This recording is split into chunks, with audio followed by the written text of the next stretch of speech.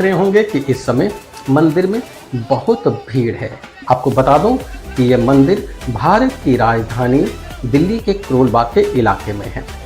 थोड़ा सा इसका इतिहास भी आपको बता दूं कि ये एक प्राचीन मंदिर है जो कि 18वीं सदी का एक पुराना मंदिर है जिसे पुनः स्थापित किया गया है।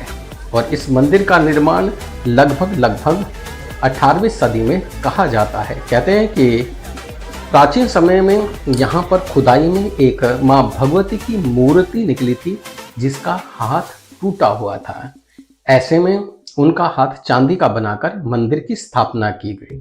आपको बता दूं कि ये जो दिल्ली का भौगोलिक क्षेत्र है और जिसे आप जानते होंगे, ये राजस्थान का लगता हुआ मरुभूमि है और ये अरावली पर्वतमाला श्रृंखला के अंतर्गत आता है। और अरावली पर्वत शिखरमाला मुख्य रूप से क्यों प्रसिद्ध है?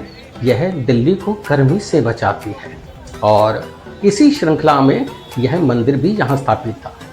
पूर्व काल में 18वीं शताब्दी में यहाँ घने जंगल हुआ करते थे, लेकिन कहते हैं कि इस जगह पर खुदाई में शक्ति देवी का एक सुंदर प्रतिमा प्राप्त हुई थी। आपको बता दूं कि यहाँ आज के समय में ये मीडिया का प्रभारी हैं सब, जिन्होंने हमें मीडिया का आई कार्ड दिया और विशेष रूप से एक व्यक्ति को नियुक्त किया गया हमारे साथ में मंदिर के दर्शन और सारी रूपरेखा को दिखाने के लिए। यहाँ की सबसे बड़ी व्यवस्था ये रही कि यहाँ पर कितनी भी भीड़ क्यों ना हो जाए, किसी प्रकार की कोई परेशानी कभी नहीं आती। पूरा स्टाफ, विशेष रूप से सेवादार जो हैं, अपने तन मन से यहाँ सेवा करते हुए नजर आते हैं। यहाँ पर किसी भी प्रकार की अव्यवस्था कभी नहीं देखी जा सकती। बोलिए जय माता दी। कहते हैं ना कि माँ भवानी निश्चित आप सबको कल्याण पथ पर लेकर जाएगी। मैं बता दूं कि हम लोग मीडिया प्रभारी को साथ लेकर ही अंदर झंडेवालन मंदिर प्रवेश कर सके। वैसे तो भीड़ इतनी थी कि अगर हम लाइन के माध्यम से चलते तो शायद 3 से 4 घंटे भी लग सकते थे। और मीडिया प्रभारी हमें ले चल रहे हैं अंदर की ओर। यह माँ भवानी का सुंदर दरबार और यह दरबार अपने आप में भव्य है। आपने देखा, मैंने बताया कि इन दिनों नवरात्रे 2025 चल रहे हैं, भीड़ पुरजोर पर है। और जब हमने ये कार्यक्रम बनाया था उस दिन 7वां नवरात्रा था, तो निश्चित है कि क्षेत्र की जनता और बाहर की जनता भी उमड़ कर पड़ती है। आपने देखा होगा ये सभी वो लोग हैं जो अपने काम धंधे को छोड़कर केवल और केवल माँ भगवती के चरणों में समर्पित होने आए हैं और सेवा करने वाले भी आए हुए हैं।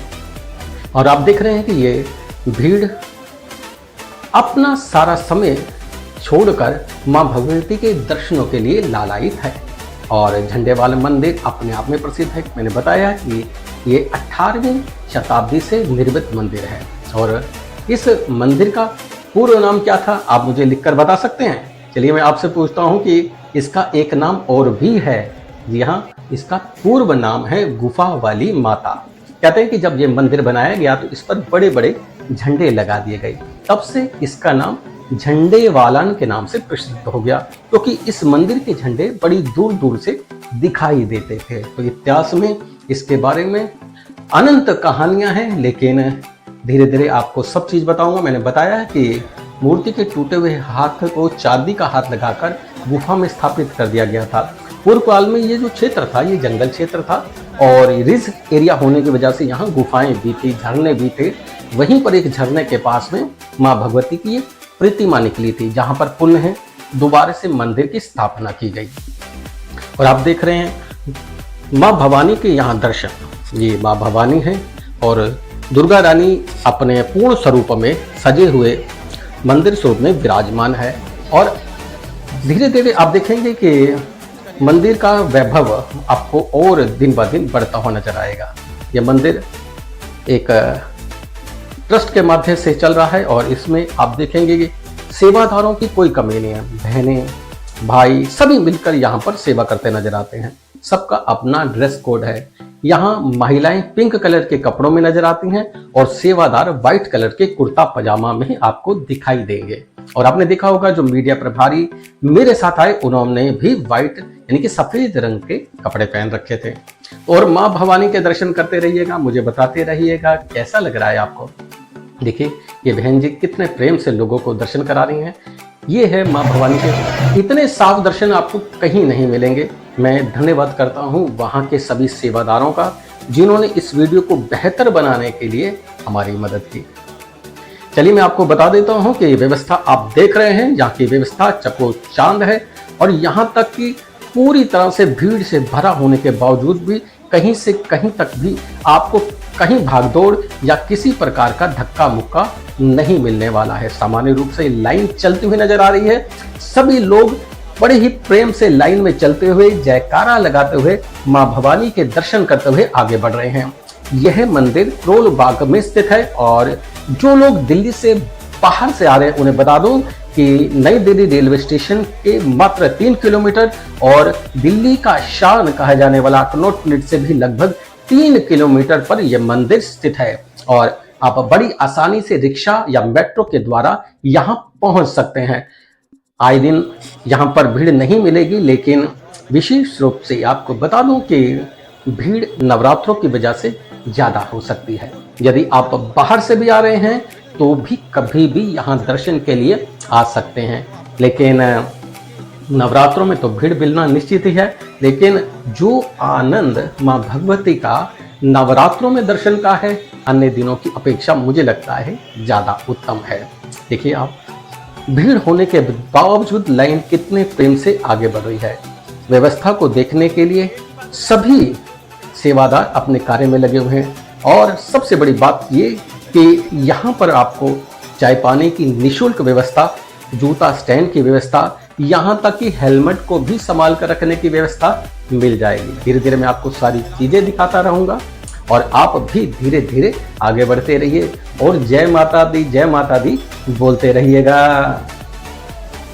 चलिए देखते रहें। अब हमने दर्शन कर लिए हैं, अब हम बाहर की ओर निकल रहे हैं। ये जो रास्ता आप देख रहे हैं, ये मंदिर से हमें बाहर की ओर ले जाता है। बाहर यानी कि जहाँ से हम आए थे, हमने यात्रा आरंभ की थी, वहाँ से फिर हमें प्रसाद इत्यादि भी मिलेगा। ये सारी चीज़ें मैं आपको दिखाऊंगा। देख रहे हैं पिंक कलर से कितना सुंदर माँ भवानी का दरबार सजाया हुआ है। और ये व्यवस्था पूरे नवरात्रों में इसी प्रकार आपको देखने को मिलेगी। और ऐसा नहीं है कि माँ भवानी की केवल मूर्तियाँ हैं, यहाँ बहुत सारी और मूर्तियाँ भी हैं। और विशेष रूप से यहाँ पर आपको माँ भवानी के दर्शन के लिए लोग यहाँ पर आते हैं। और आप देख रहे होंगे कि अब हम लोग बाहर की ओर आ चुके हैं और बाहर आकर हम आपको जूता स्टैंड, चाय की व्यवस्था और अन्य चीज़ों को भी दिखाएंगे।